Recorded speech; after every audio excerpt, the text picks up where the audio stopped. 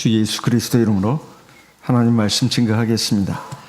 먼저 하나님 말씀 봉독하겠습니다. 열왕기상 19장 8절부터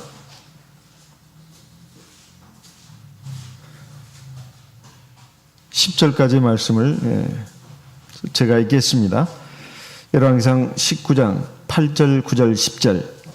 이에 일어나 먹고 마시고 그 식물의 힘을 의지하여 40주 40야를 향하여 하나님의 산 호렙에 이르니라. 9절. 엘리야가 그곳 굴에 들어가 거기서 유하더니 여호와의 말씀이 저에게 임하여 이르시되 엘리야야 네가 어찌하여 여기 있느냐. 10절. 저가 대답하되 내가 만군의 하나님 여호와를 위하여 열심히 특심하오니 이는 이스라엘 자손이 주의 언약을 버리고 주의 단을 헐며 칼로 주의 선자들을 죽였음이오며 오직 나만 남았거늘 저희가 내 생명을 찾아 취하려 하나이다.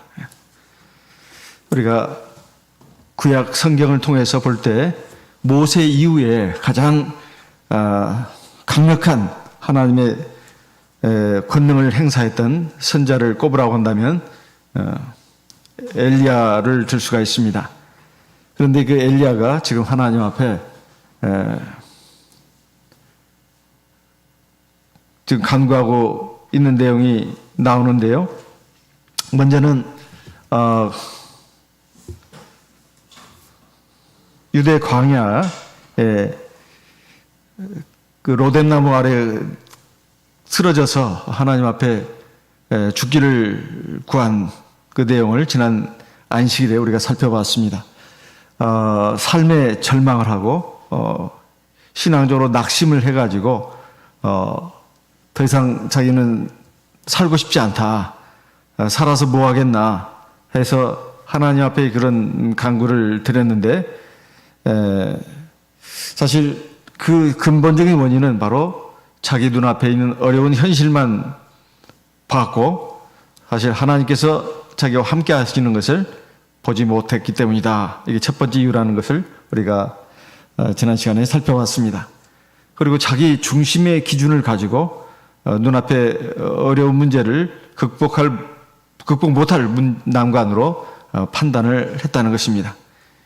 숨이 턱에 닿도록 도망을 해가지고 결국 광야의 한 나무 아래에서 이렇게 하나님께 죽기를 청한 이 엘리야, 우리가 살아가면서 이런 모습을 우리도 가질 때가 있습니다. 근데 하나님께서는 이 엘리야를 어여삐 보시고 불쌍히 보시고 천사를 보내가지고 숯불에 구운 떡과 한 병의 물을 주셔가지고 힘을 얻게 하셨습니다. 그 식물의 힘을 의지해서 이 엘리야가 40주 40야를 걸어서 하나님의 산 호렙에까지 왔습니다. 이 호렙산은 뭐 신의 산과 같이 보는 사람도 있지만은 사실은 그 옆에 같이 그 같은 산맥으로 있는 산으로 보는 그 학자들의 견해도 있습니다. 뭐 신의 산이라고 해도 크게 잘못된 것은 아닐 것입니다. 근데 여기에서 엘리야가 왜 이 호렙산까지 오게 됐는가 하는 것입니다. 이것은 하나님께서 어쨌든 천사를 보내가지고 자기의 숯불에 구운 떡과 한 병 물을 주시고 힘을 얻게 하셨습니다. 그리고 이제 다시 일어나서 살아갈 수 있는 힘을 주셨는데 엘리야가 뭐 다른 데로 간 것이 아니라 하나님의 산 호렙으로 왔다 이 말이에요. 왜 왔나? 그것은 바로 하나님이 이렇게 살려주셨다면 내가 왜 무엇을 위해서 살아야 할 것인가? 자기에게 주어진 삶의 의미, 목적을 제대로 알고 싶어서였습니다. 자기 삶을 재정비하기 위해서 하나님의 산 호렙으로 갔다 이 말이에요. 그러려면 하나님의 가르쳐 주셔야 되지 않겠습니까? 하나님의 뜻을 알고 싶었습니다. 그래서 그 답을 얻어야 했기에 이렇게 하나님의 산 호렙까지 왔다 이 말입니다.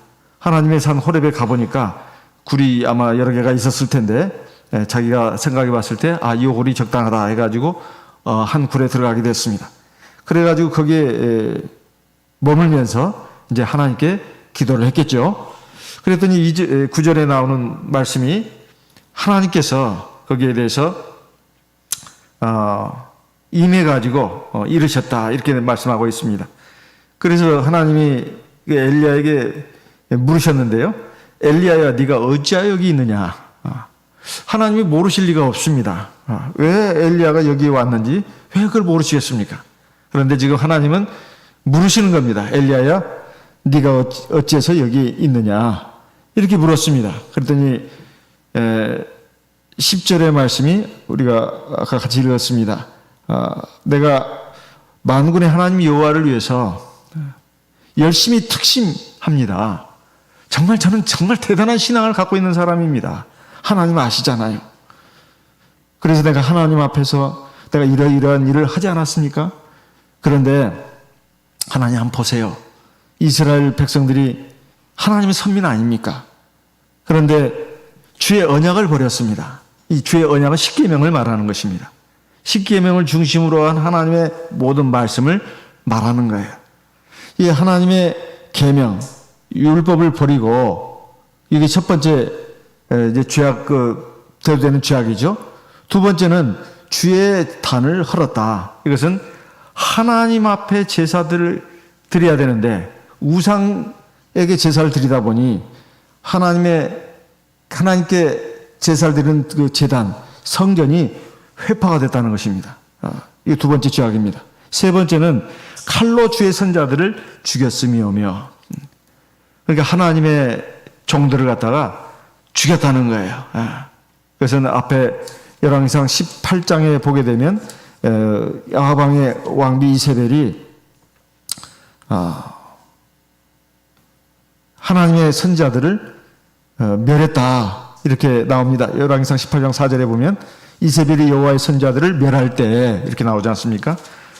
어쨌든 이스라엘 백성들은 뭐 거기에 대해서 음으로 양으로 사실은 동조한 것이다 이런 말입니다. 이렇게 정말 어마어마한 죄악을 졌는데 이제 나 혼자만 남았습니다. 하나님의 선지자라고는 저 혼자밖에 남지 않았습니다. 그런데 이제는 이 혼자 남은 하나님의 선지자 이 한 사람을 갖다가 죽이려고 이렇게 제 생명을 찾고 있습니다. 그래서 제가 여기 왔습니다. 하나님, 요약하면 두 가지입니다. 하나님, 제가 하나님을 위해서 뭔가를 한다고 했지만은 전혀 성과가 없습니다. 하나님의 백성들 그리고 왕비 다 하나님의 백성들인데 우상숭배를 버리고 참 하나님 경배하는 신앙으로 나와야 되는데, 하나님 말씀에 순종하는 길로 나와야 되는데 제가 그것을 위해서 지금까지 했는데 아무 성과가 없습니다. 그리고 이제 저마저도 저 사람들이 나를 죽이려고 합니다. 저는 이렇게 도망가는 신세고 제가 이 눈앞에 이 엄청난 이 절망적인 현실을 제가 감당할 수가 없습니다. 그래서 제가 어떻게 해야 될지 모르겠습니다. 저는 하나님 앞에 죽여달라고, 저를 데려가달라고 구했는데 하나님 저를 살게 해주셨습니다. 제가 이렇게 살아서 뭐 하겠습니까, 하나님? 근데 하나님이 살으라고 하니 어떻게 했으면 좋겠습니까, 하나님? 지금 그걸 물으러 온 거예요. 그래서 이제 하나님이 거기에 대해서 뭐라고 어떻게 하셨습니까? 이제 11절에부터 이제 하나님이 어떻게 하시는가가 나옵니다. 11절 같이 읽어보겠습니다. 같이 읽겠습니다. 11절 열왕기상 19장 11절입니다. 여호와께서 가라사대 너는 나가서 여호와 앞에서 산에 섰으라 하시더니 여호와께서 지나가시는데 여호와의 앞에 크고 강한 바람이 산을 가르고 바위를 부수나 바람 가운데 여호와께서 계시지 아니하며 바람 후에 지진이 있으나 지진 가운데도 여호와께서 계시지 아니하며. 그 다음에 12절도 같이 읽겠습니다. 12절 또 지진 후에 불이 있으나 불 가운데도 여호와께서 계시지 아니하더니 불 후에 세미한 소리가 있는지라. 여기 말씀을 보니까 하나님이 그 엘리야의 그런 그 하소연, 그 원망 섞인 그런 탄원을 듣고 하나님이 하시는 말씀은 너 굴에서 나와가지고 산 바깥에 서 있어라. 그래서 하나님이 이제 그 지나가신다고 되어 있습니다. 하나님 지나가시는데, 근데 지금 엘리야가 굴 밖으로 나와가지고 산에 이렇게 바깥 등성에 이렇게 서 있죠. 굴 밖에 서 있습니다. 근데 하나님이 지나가시는데 이 세 가지 현상이 있습니다. 첫째, 하나님의 앞에 크고 강한 바람이 있었다. 이 바람이 보통 강한 바람이 아닙니다. 아마 저 태풍 정도 같은데요. 태풍도 그 등급이 있지 않습니까? 아주 상당히 큰 태풍 같으면 큰 나무가 뿌리째 뽑혀가지고 넘어지고, 그리고 사람이 날아가고, 이건 아주 최고의 태풍이잖아요. 예. 근데 그보다 더 센 바람입니다. 산을 가른다, 이 말, 산을. 예. 그리고 바위를 부순다, 이 말이에요. 이건 정말 무서운 바람이죠. 산을 쪼갠다? 이건 엄청난 바람 아닙니까? 아마 우리가 살아오면서 이런 태풍은 못 만났을 거예요. 그 다음에 바위가 부서진다고 되어 있어요. 이게 어마어마한 바람입니다. 근데 하나님 거기 안 계셨다. 이렇게 되어 있습니다. 두 번째는 바람 후에 지진이 있었다고 되어 있어요. 지진도 정말 무섭지 않습니까? 이걸 경험한 사람들은 지진 그러면 아주 얼마나 무서운 것인지 그걸 얘기를 합니다. 땅이 갈라지잖아요. 땅이 갈라지기 땅이 막 흔들리잖아요. 이게 정말로 이 지진이 무서운 거구나. 아직 땅이 갈라진 걸 안 봤는데도 땅이 흔들리면 사람이 기본적으로 무섭다 이런 생각이 듭니다. 근데 거기에도 하나님 계시지 않았다 이 말이에요. 세 번째는 12절에 불이 있었다 되어 있습니다. 근데 불 가운데도 하나님께서 계시지 않았다 이렇게 되어 있어요. 근데 왜 이런 말씀이 지금 계속해서 나오냐 이 말이에요. 여기에 첫 번째는 크고 강한 바람, 그리고 지진, 세 번째는 불. 이것은 다 하나님께서 사람에게 나타나실 때 하나님의 임재를 상징하는 대표적인 증상들입니다. 출애굽기 3장 2절에도 나와 있고 출애굽기 19장 18절에도 나와 있습니다. 출애굽기 3장 2절, 출애굽기 19장 18절에. 그걸 건너뛰고 우리 이미 지나왔으니까 이사야 29장 6절 말씀을 한번 읽어보겠습니다. 이사야 29장 6절입니다. 이사야 29장 6절. 이사야 29장 6절 같이 읽어보겠습니다. 이사야 29장 6절입니다. 같이 읽겠습니다.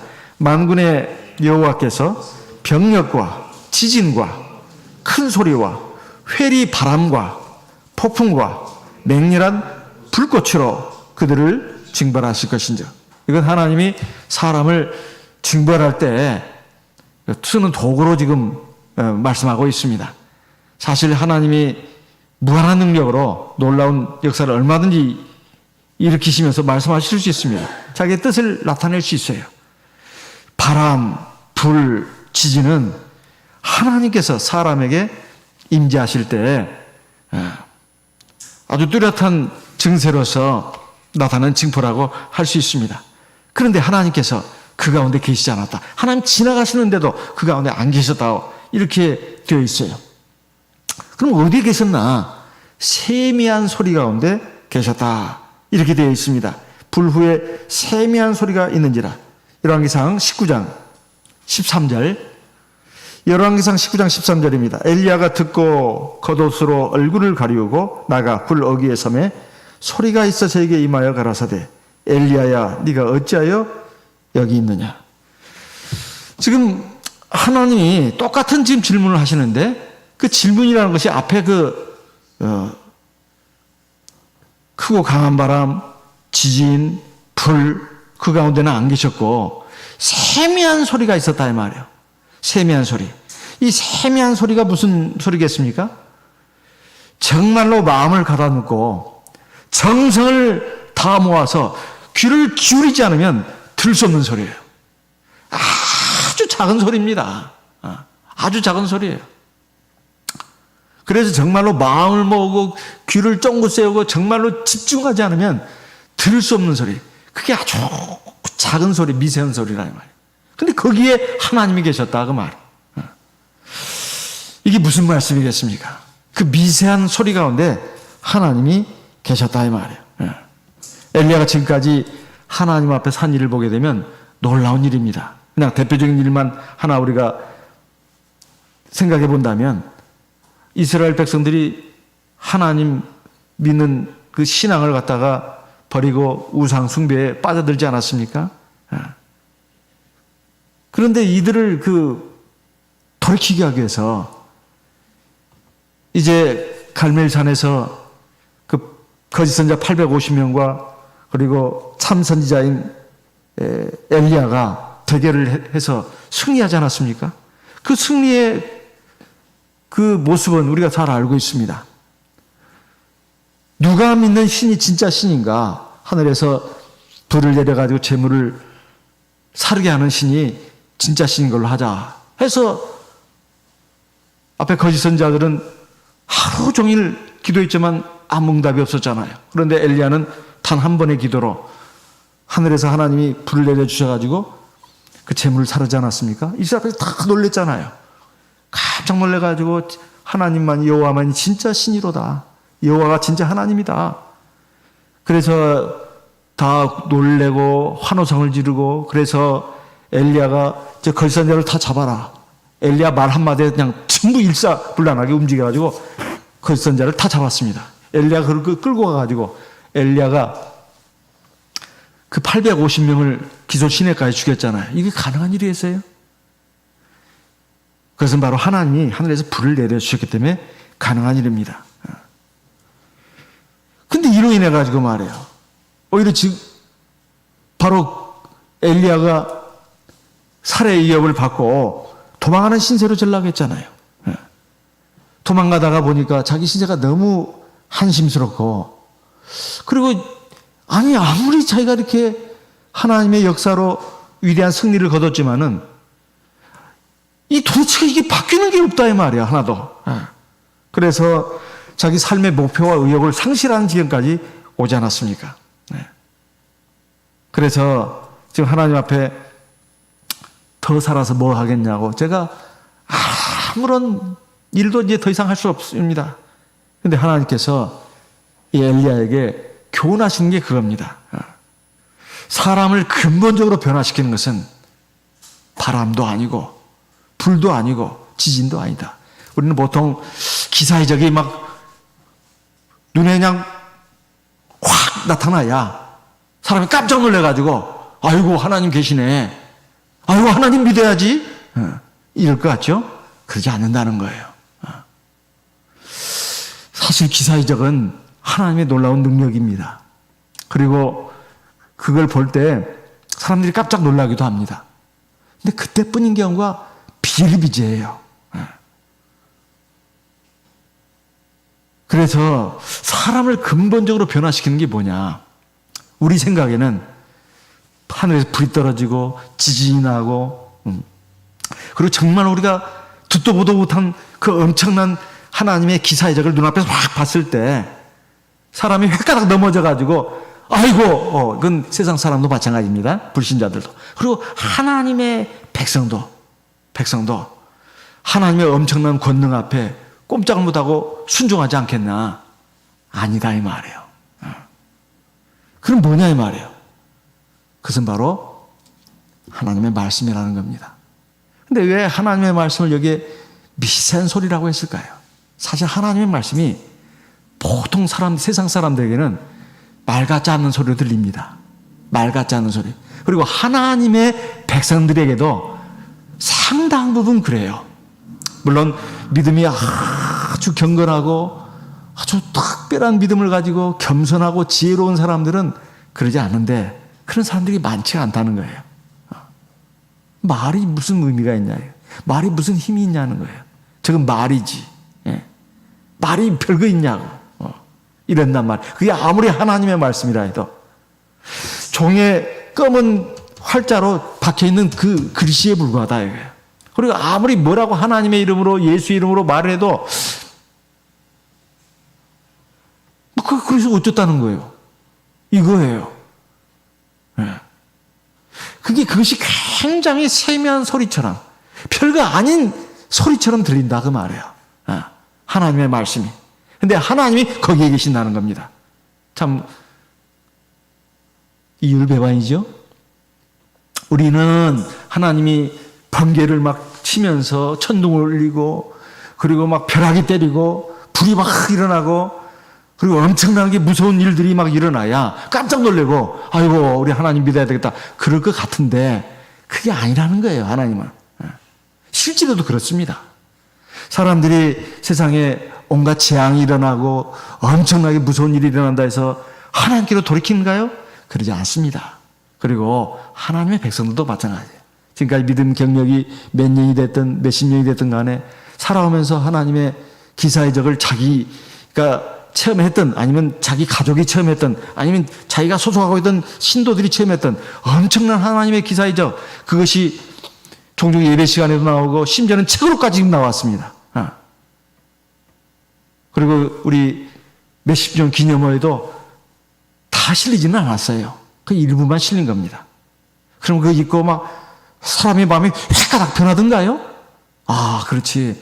내가 정말로 하나님만 경외하고 하나님 말씀은 어떤 말씀이든 간에 현실에 안 맞는 말씀이라도 내가 철석같이 믿고 그 말씀에 순종하리라, 그렇게 나가냐 그 말이에요.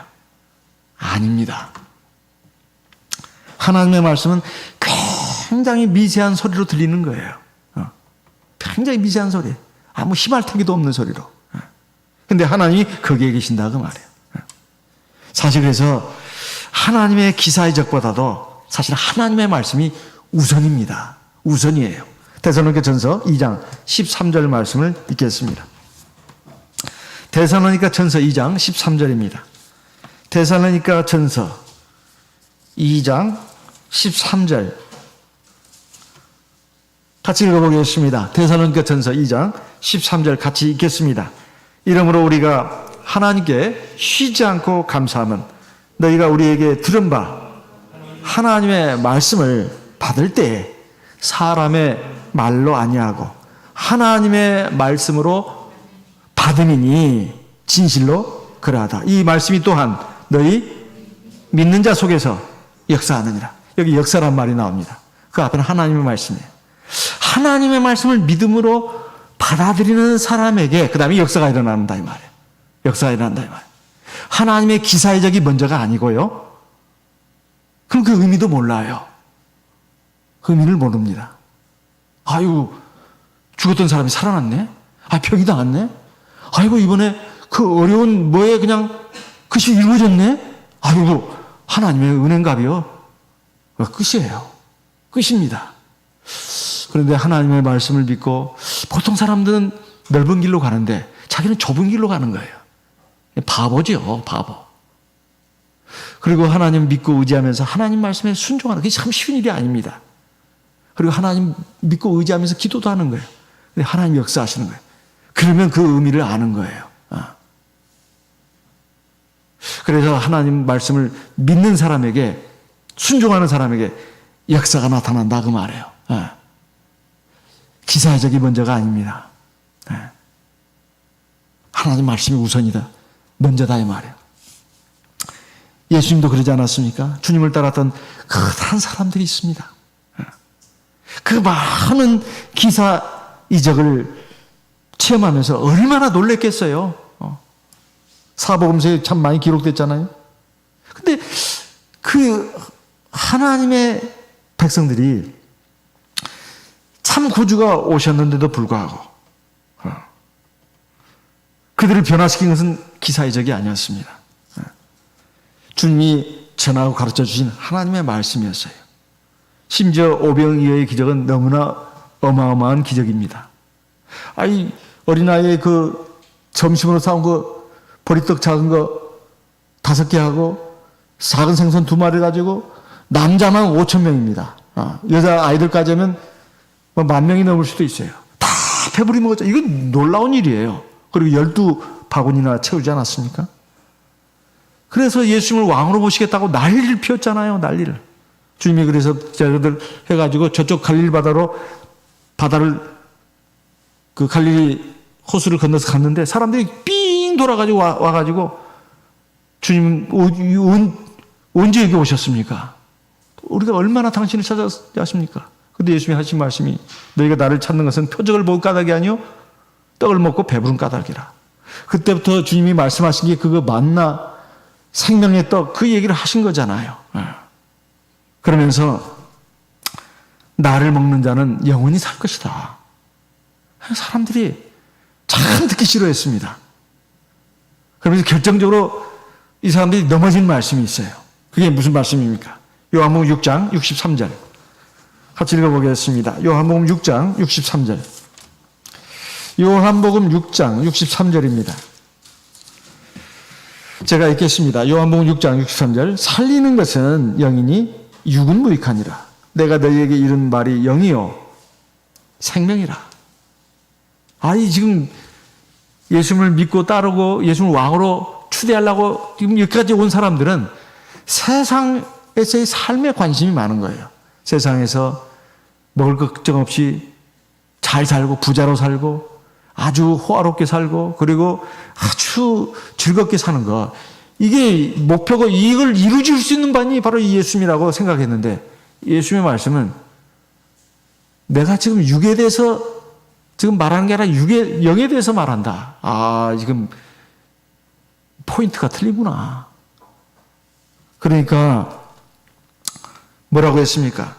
66절 어떻게 했습니까? 이러므로 제자 중에 많이 물러가고 제자 중이라고 나옵니다. 그 따랐던 사람들 중에 거기까지 왔던 사람들 말고도 말이에요.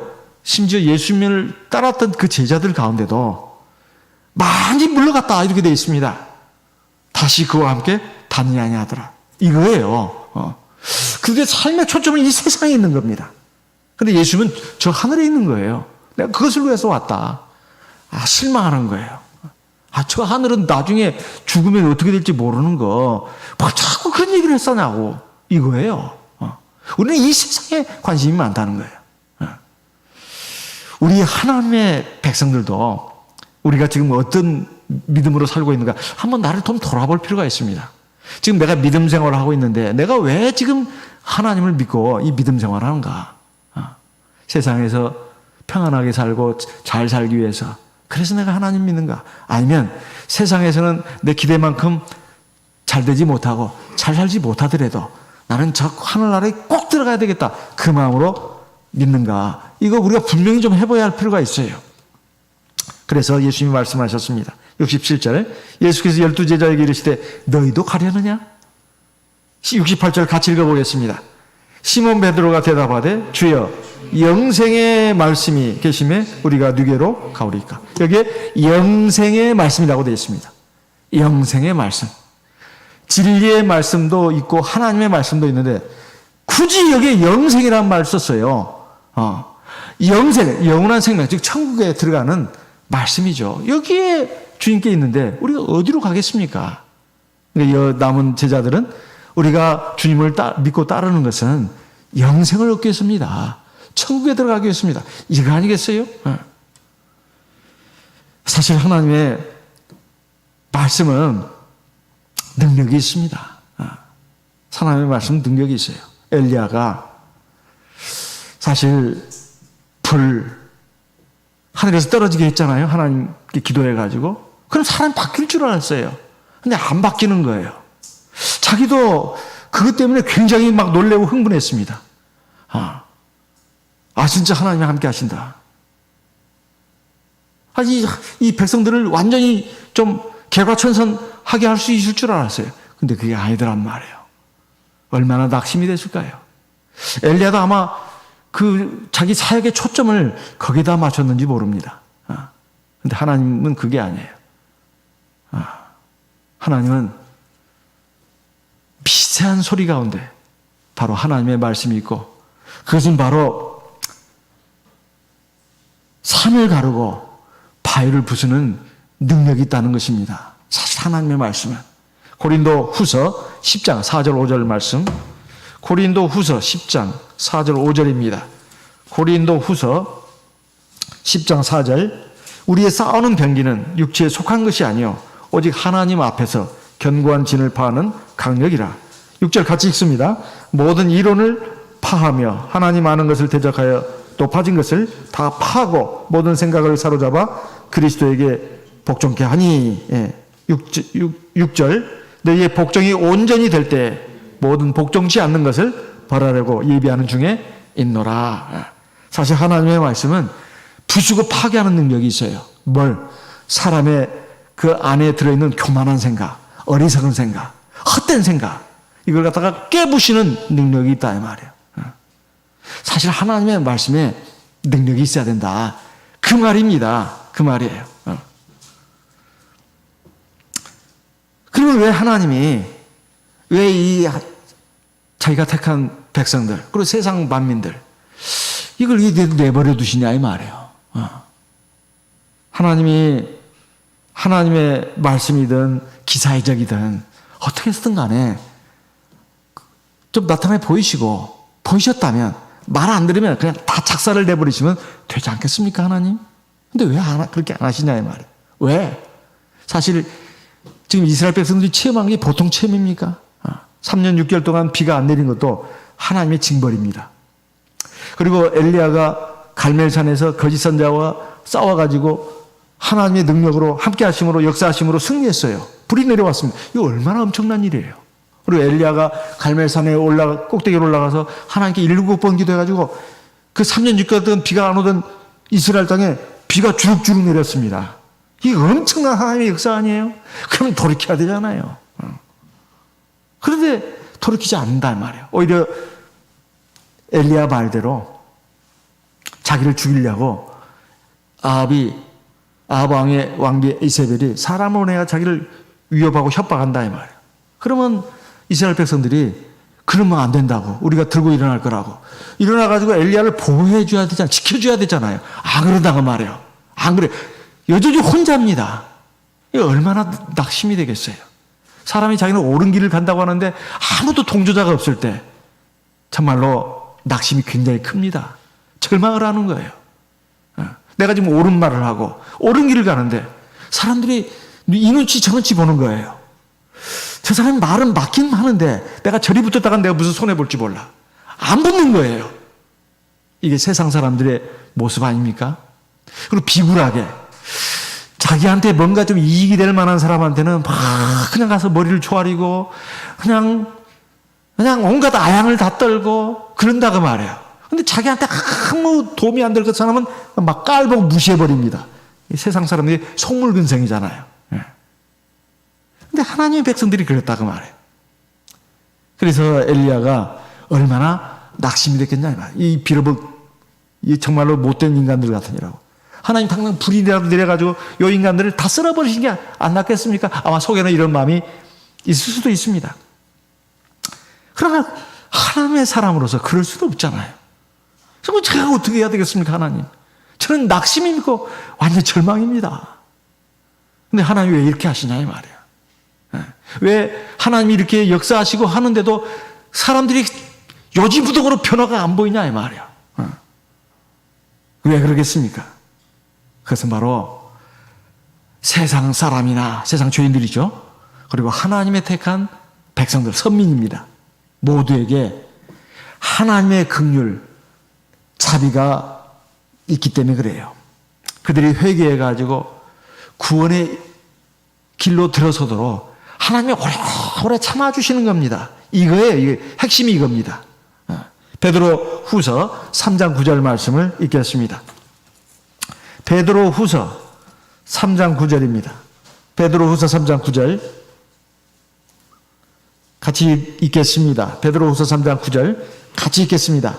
주의 약속은 어떤 이에 더디다고 생각하는 것 같이 더딘 것이 아니라 오직 너희를 대하여 오래 참으사 아무도 멸망치 않고 다 회개하게 이르기를 원하시네. 10절 읽겠습니다. 그러나 주의 날이 도적같이 오리니 그날에는 하늘이 큰 소리로 떠나가고 체질이 뜨거운 불에 풀어지고 말과 땅과 그 중에 있는 모든 일이 드러나리로다. 하나님이 오래 참아주시고 근데 우리는 하나님이 강간무소식인 것 같아요. 안 그렇습니다. 하나님의 시간과 우리의 시간이 다르다는 것을 우리가 기본적으로 이해를 해야 돼요. 그래서 앞서 보면 사랑하는 자라 죽기는 하루가 1000년 같고 1000년이 하루 같은 이 한 가지 잊지 마라. 우리는 1000년, 2000년이 엄청 긴 세월이에요. 그게 살지도 못합니다. 기껏해야 100년, 잘해야 100년이에요. 근데 1000년, 2000년은 얼마나 긴 세월입니까? 근데 하나님 앞에는 딱 이틀밖에 안 된다는 거예요. 그러니까 하나님이 세상 모든 사람들, 그리고 하나님이 택하신 선민들에 대해서도 오래오래 참아주시는 거예요. 기다려주시는 겁니다. 뭘요? 회개하고 돌이키도록, 구원의 길로, 진리의 길로 들어서도록 오래오래 참아주신다. 그게 언제까지 참아주시는 게 아니라는 거예요. 하나님 정하신 심판의 날이 오면 그때는 하늘이 큰 소리로 떠나가고 체질이 뜨거운 불에 풀어진다, 이렇게 되어 있습니다. 그리고 모든 일이 드러나고 하나님이 다 심판하신다, 이렇게 되어 있어요. 그래서 우리가 사실 하나님의 이 말씀에 대해서 하나님이 이렇게 우리를 오래오래 참아주시고, 세상 사람 마찬가지고 우리도 마찬가지입니다. 오래오래 참아주시고 하나님 왜 이렇게 기사회적을 안 일으키시냐, 그걸 지금 문제 삼을 것이 아니라 하나님이 우리에게 햇볕도 주시고 비도 주시고 또 한평생 이렇게 먹고 살 수 있도록 해주시고, 어쨌든 간에 하나님이 오래오래 참아주시면 마음에 안 드는 것도 굉장히 많으시겠지만은 이렇게 인자와 긍휼로 우리를 돌아보시는 것이 얼마나 큰 하나님의 사랑인가. 더불어서 꼭 명심해야 할 것이 있습니다. 하나님이 무서운 얼굴로 큰 소리를 고라고라 지르면서 우리한테 막 말씀하시는 것이 아니고 아주 미세한 소리로 말씀하신다는 게, 참 힘할 택이 없는 소리로. 사실은 예배 시간에 뭐 어떤 목자님들이 뭐 큰 소리를 얘기하든 그래봤자 그건 사실은 소리만 큰 것이지 사실은 크게 들리지도 않습니다.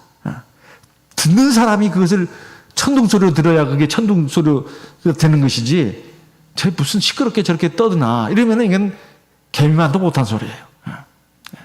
사실 하나님의 말씀이 한마디 한마디가 다 이것은 천둥과 같은 말씀이고, 우리에게 생명과 사망, 그리고 복과 화, 구원과 심판, 사실 이걸 가르는 말씀이거든요. 그런데 그렇게 안 듣는다 그 말이에요. 아주 미세한 소리로 듣는다 이 말이에요. 근데 왜 하나님이 우리 보고 너희들은 왜 내 말을 그 말 같지 않는 소리를 듣느냐, 뭐라고 하지 않습니다. 믿음을 보시는 거예요. 이것도 하나님의 사랑이에요. 하나님의 지혜입니다. 우리가 하나님의 말씀을, 어떤 말씀을 듣더라도 천둥처럼 울리는 소리를 듣는다면 그건 지혜로운 사람이에요.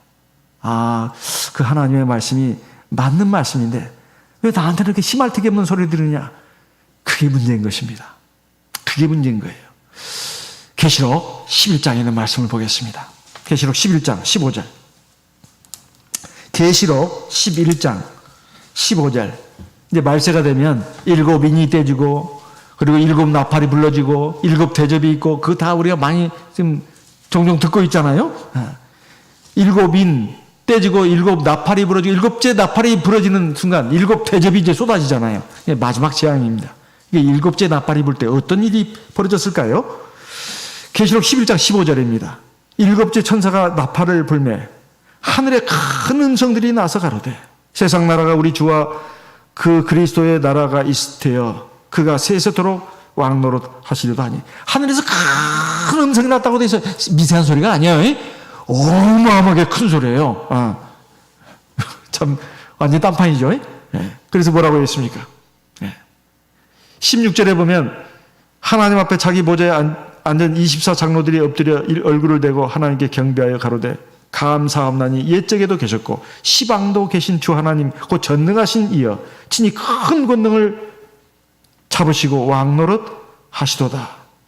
18절. 이방들이 분노하며 주의 진노가 임하여 죽은 자를 심판하시며 종 선자들과 성도들과 또 물론 대소하고 주의 이름을 경외하는 자들에게 상 주시며 또 땅을 망하게 하는 자들을 멸망시키실 때로서이다.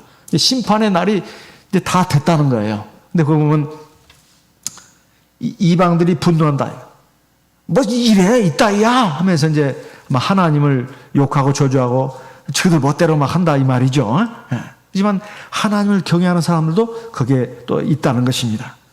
그래서 어떻게 한다는 거예요? 이제 하나님께서 이 땅을 심판하실 때가 됐다는 거예요. 그때 뭐가 보였습니까? 19절 우리 같이 읽겠습니다. 19절 이에 하늘에 있는 하나님의 성전이 열리니 성전 안에 하나님의 언약궤가 보이며 그 다음에요 또 번개와 음성들과 내성과 지진과 큰 우박이 있더라. 하나님의 언약궤는 하나님의 말씀입니다. 십계명을 중심으로 한 하나님의 말씀이에요. 그걸 언약궤라고 말하는 거예요. 보니까 하나님의 말씀이 이렇게 막 보이는데 성전이 열리면 보이는데 뇌성과 뭡니까? 지진과 번개와 음성과 뇌성과 지진과 큰 우박이 있더라고요. 어마어마한 지금 현상이잖아요. 우리가 이렇게 좋은 시대에 하나님의 말씀을 이렇게 들으면 얼마나 좋을까요? 시덥지 않게 들을 것이 아니라 또 저 말, 또 저 말을 하나 현실하고 안 맞는데 왜 저렇게 부담스러운 말을 해 자꾸 이 좋은 세상의 말이야. 이렇게 하면서 하나님 말씀을 아주 가볍게 말 같지 않은 소리로 내 귀는 안 들려 그게 이렇게 태도를 취하면 안 된다는 것입니다. 사실 미세한 소리라고 하는 것은 정말 하나님 앞에 자기 마음을 모으고 겸손하게 가다듬고 정말로 하나님의 말씀을 내가 들어야 되겠다. 이런 자세로 듣지 않으면 들을 수 없는 소리예요. 그랬을 때 비로소 그 하나님의 말씀이 내 마음을 부수고 그리고 내 마음을 움직이고 거기에 생명의 역사가 일어나는 거예요. 사실 하나님의 말씀이 내 마음에 와서 내가 혼자 성경을 읽어도 그리고 예배 시간에 말씀을 들어도 그게 지금까지 푸시 들었던 말씀인데도 사실 우리는 하나님 앞에 다 완전치 않습니다. 다 아는 말씀이 머릿속으로 아는 것 같고 안 되는 거예요. 아, 그 말씀 내가 아는 말씀인데 내가 그렇게 못하고 있구나. 가슴이 찔려야 돼요. 그리고 그것이 바뀌어야 되는 것입니다. 히브리서 4장 12절 말씀 읽겠습니다. 히브리서 4장 12절입니다. 히브리서 4장 12절. 히브리서 4장 12절. 같이 읽겠습니다. 하나님의 말씀은 살았고 운동력이 있어 좌우의 날선 어떤 검보다도 예리하여 혼과 영과 및 관절과 골수를 찔러 쪼개기까지 하며 또 마음의 생각 같은 것을 감찰하는. 그래서 우리를 치료하고 우리를 고치는 게 바로 하나님의 말씀이에요. 하나님의 말씀 살았고 운동력이 있다고 했어요. 칼과 닿았다고 했어요. 찌르면 아프잖아요. 그리고 칼은 우리를 하나님의 말씀 칼인데 우리를 죽이려고 하는 칼이 아니에요. 우리를 수술하려고 하는 칼입니다. 우리 안에 있는 종양, 암덩어리 이걸 끊어내려고 하는 거예요. 치료하려고 하는 것입니다. 우리를 살리려고 하는 거예요. 근데 하나님의 말씀이 그렇게 나한테 들리냐 이 말이에요. 하나님이 그 세미한 음성 가운데 또 말씀하십니다. 뭐라고 말씀하셨습니까? 이번에 하시는 말씀은 그거예요. 열왕기상 19장 14절 제가 대답하되 내가 만군의 하나님 여호와를 위하여 열심히 특심하오니 똑같은 말을 합니다. 저들이 하나님의 언약을 버리고 주의 단을 헐고 칼로 주의 선자들을 죽였습니다. 그리고 이제 나 혼자 남았네. 나마저 죽이려고 합니다. 하나님 거기에 대해서 말씀하십니다. 15절 여호와께서 저에게 이르시되 너는 네 길을 돌이켜 광야로 말미암아 다메섹에 가서 이르거든 하사엘에게 기름을 부어 아람 왕이 되게 하고 16절 너는 또 님시 아들 예후에게 기름을 부어 이스라엘 왕이 되게 하고 또 아벨 무홀라 사바세 아들 엘리사에게 기름을 부어 너를 대신하여 선자가 되게 하라. 그 다음에 하시는 말씀이 또 있어요. 18절에 그러나 내가 이스라엘 가운데 7천인을 남기리니 다 무릎을 바알에게 꿇지 아니하고 다 그 입을 바알에게 맞추지 아니한 자니라. 엘리야의 말을 보게 되면 하나님 제가 아무도 입에 하도 소용이 없습니다. 이제 나 하나 남았습니다. 하나님의 말씀이 마지막 말씀은 뭐예요? 무슨 소리? 바알에게 입 맞추지 않고 무릎 꿇지 않은 사람이 7,000명이나 돼. 사실 엘리야는 지금 사실대로 말한 게 아닙니다. 오바다를 만났었잖아요. 아합 왕의 국내 대신. 그 오바다가 뭐라고 했어요? 이세벨이 하나님의 선지자들을 죽일 때 선지자 100명을 갖다가 50명씩 나눠가지고 굴 속에 숨겨두고 내일 떡과 물을 공급해가지고 살렸잖아요. 그 100명이 있지 않습니까? 하나님의 선자가. 근데 왜 자기 혼자만 남았다고 그래요? 우리가 이렇게 과장이 좀 심한 때가 있습니다. 살다 보면 하나님 너무 외롭습니다. 제 주위에는 아무도 없어요. 저밖에는 없어요. 제 아내도 남편도 자식들도 진짜 너무 저한테는 고통입니다. 정말로 제 주위에는 아무도 없습니다. 하나님. 제가 믿음으로 진실하게 착하게 살려고 해봐야 소용이 없어요. 저는 왜 이렇게 인덕도 없는지 몰라요. 남에게 다 속임을 당하고 이용만 당하고 그냥 나는 잘해줘도 소용이 없습니다. 하나님. 그거 무시하고 저를 막 깔아 뭉개고 저에게 상처를 주고 그렇습니다. 이렇게 생각하는 성도님들이 간혹 있다는 걸 제가 종종 얘기를 듣습니다. 물론 고통이 얼마나 심할까요? 이해가 되고 동정이 됩니다. 그렇지만은 나 혼자만 그런 게 아니다 이 말이에요.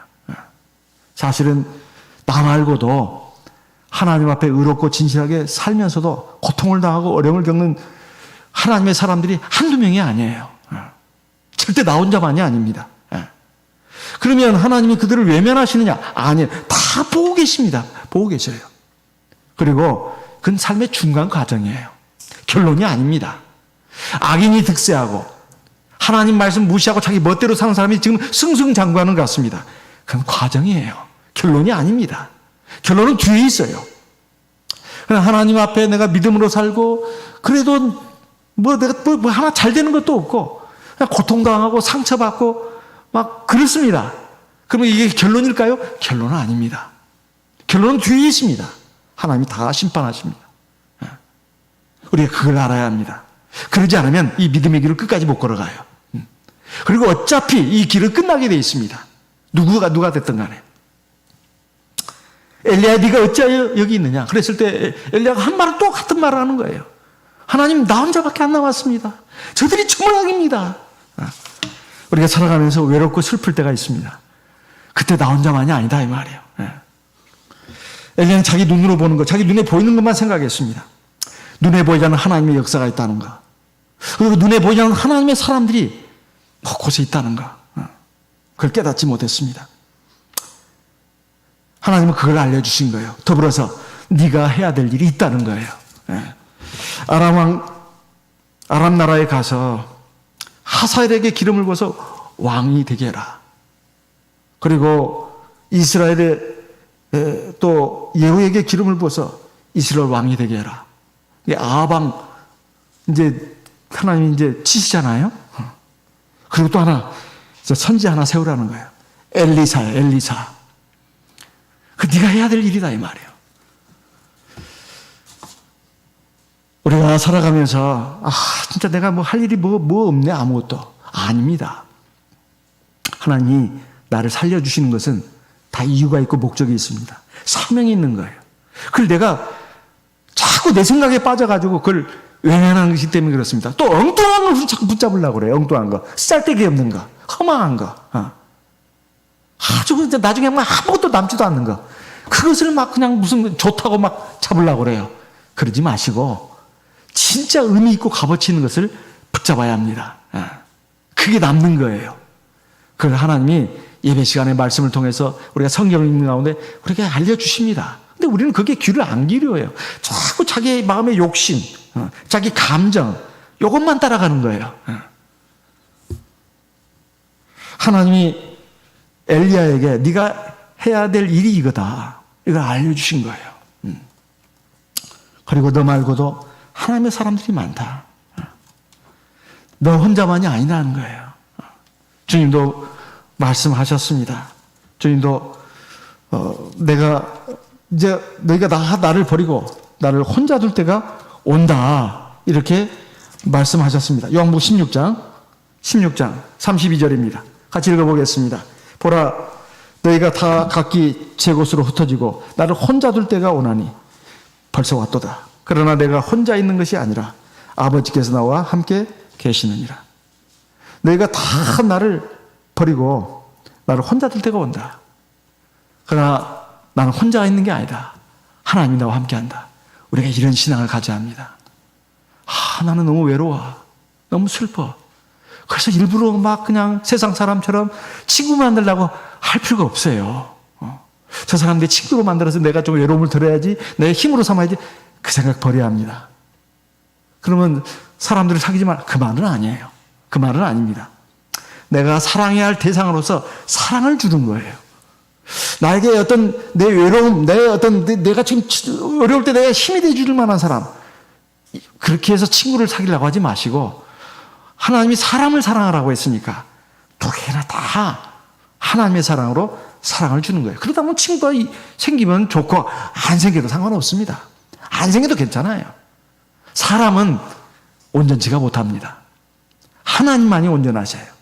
하나님만이 나의 진정한 친구입니다. 하나님만이 나와 함께 하신다면 짱인 거예요. 우리 성령이 나와 함께 계십니다. 사람은 다 나를 버릴지라도, 부모도 형제도 자식들도 나를 버릴지라도, 하나님은 내가 하나님을 버리지 않는 한 하나님 절대로 나를 버리지 않습니다. 하나님만 나에 함께 하신다면 나는 정말로 감사하다, 그런 마음으로 우리가 살아야 되겠습니다. 엘리야는 천사가 건네준 숯불에 구운 떡을 먹고, 그리고 한 병 물을 먹고 40일간을 하나도 먹고 마시지도 않고도 하나님의 산 호렙까지 갔습니다. 정말로 가치가 있고 보람 있는 일이었어요. 그래서 하나님께 기도해가지고 하나님의 응답을 받았습니다. 우리도 살아가면서 내가 힘이 빠져서 더 살고 싶지 않을 때, 삶의 모든 희망을 잃어버렸을 때 어디로 가야 되겠습니까? 하나님의 산 호렙으로 가야 합니다. 뭘 해야 되겠습니까? 하나님 앞에 기도해야 합니다. 하나님, 제가 어떻게 살아야 되겠습니까? 뭘 위해서 살아야 되겠습니까? 나는 도대체 누구입니까? 하나님은 답을 주십니다. 내가 너와 함께한다. 네가 해야 될 일이 있다. 너 혼자만이 아니다. 그리고 하나님의 역사라고 하는 것은 기사이적으로 일어나는 것이 아니라 하나님의 말씀으로 일어나는 것이다. 그 말씀에 너도 순종해야 된다. 하나님은 오늘도 저와 우리 모든 성도님들에게 그렇게 말씀하십니다. 이 말씀에 귀를 기울이고 순종하는 하나님의 백성 되시기를 기원합니다. 다 같이 기도하시겠습니다. 성령으로 기도하시겠습니다.